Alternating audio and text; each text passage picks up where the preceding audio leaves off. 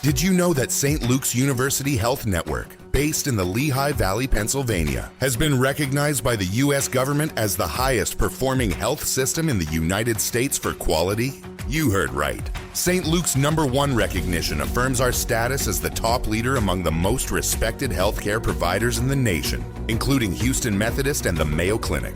To state it simply, if you want to receive the best care when you go to a hospital, come to St. Luke's.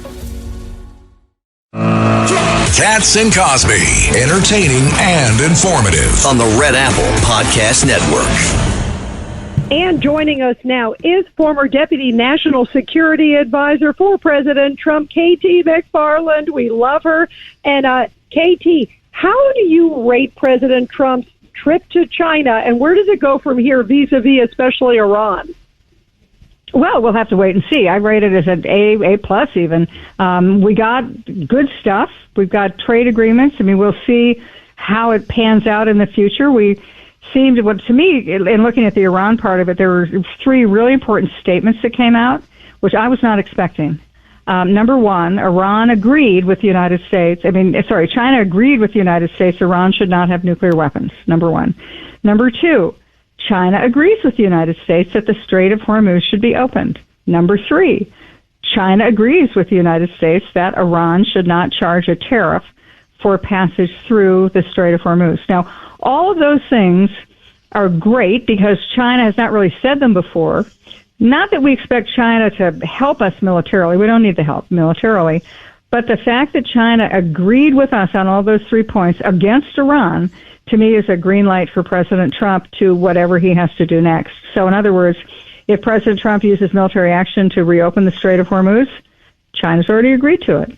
If President Trump uses military action to go after whatever remaining nuclear facilities Iran has, China's already agreed to it. And so I think that was a big, big win. Now, will China help? You know, President Trump said maybe they will, maybe they won't. The thing is, Iran sells 97% of its oil to China, and so it gives China a lot of leverage over Iran. And then China needs that Middle East oil. It's not just Iran oil, it's Iran, Iraq, Saudi Arabia, United Arab Emirates, which altogether are about almost half of China's imported oil, and probably 10-15% of China's overall energy needs. So China, even though it has a reserve, it's drawing down its oil strategic reserve, but China needs that strait to open for its business and its manufacturing. Well, I mean, there's so many things going on, so many moving parts. What I'm afraid of, KT, is that they also put Taiwan on the front page. And right now, the markets are down because there's a little bit of concern. I thought it was a great trip. I think President Trump did a great trip with China.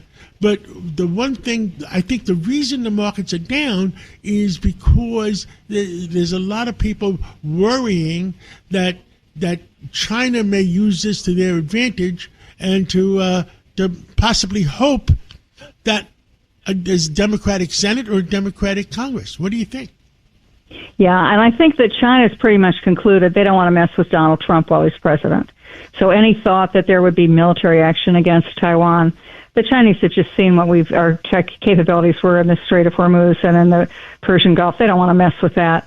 Will everybody try to wait out President Trump? Yeah, I'm sure everybody will try to wait out President Trump, and that's one of the reasons he went after the Iran nuclear weapons when he did, because he knew there wouldn't be the stomach for it or the personal courage for it later. I mean, John, I really think that we're all going to be biting our nails all summer long, but I do think that at some point in the not-too-distant future, and probably shortly, that we will open the Strait of Hormuz. Maybe we have to escort vessels through. Maybe we just provide a dome of protection through the region, but that the oil will start flowing. That'll take the pressure off of the price. That'll bring the price of gasoline down, and hopefully it happens before the summer.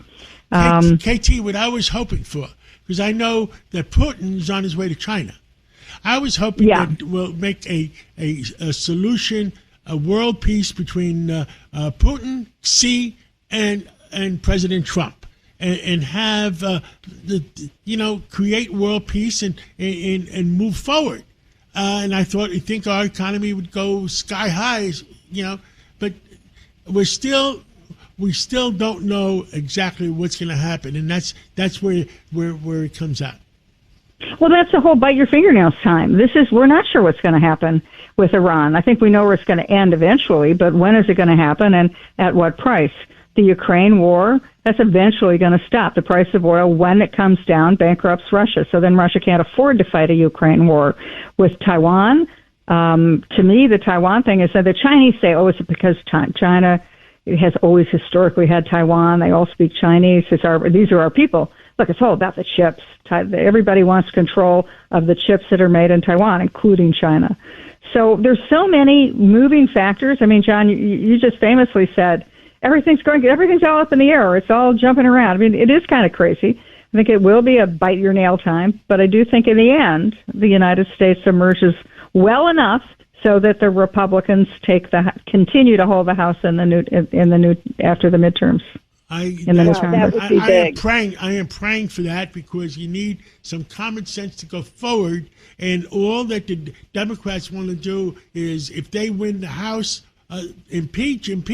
Oh yeah, absolutely. Which is nonsense. And the Chinese may want more confusion than solution. Of course they do. They want confusion and they want to exploit it. And they would love Donald Trump as an adversary. The fact that they welcomed him with such respect. The Chinese, they don't do the respect thing unless they mean it. When President Obama went to China, do you remember when his plane, Air Force One, landed in Beijing and the Chinese pretended that they didn't have stairs that could go, that they were broken?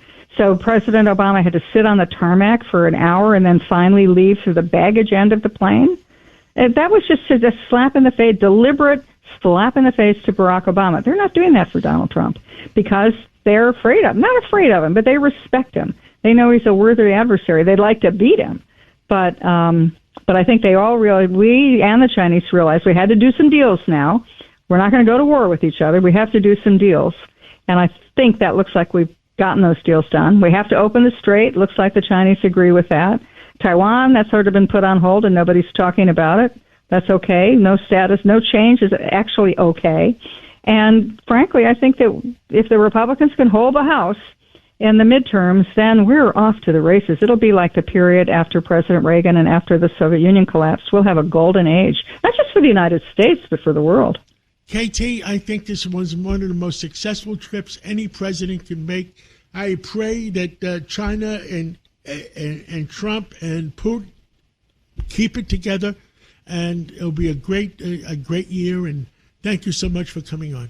77 WABC and Bergen Newbridge Medical Center honor the life of legendary broadcaster and our friend, Ernie Anastas. Hi, it's Ernie Anastas. Your thoughts can affect how you feel. Bergen Newbridge Medical Center is the largest hospital in New Jersey, providing comprehensive, equitable, compassionate, and high-quality emergency inpatient and outpatient medical care, plus mental health services and substance use disorder treatment. The Bergen Newbridge team can address your total health needs in one convenient location. Call 201-225-7130 for an appointment or newbridgehealth.org.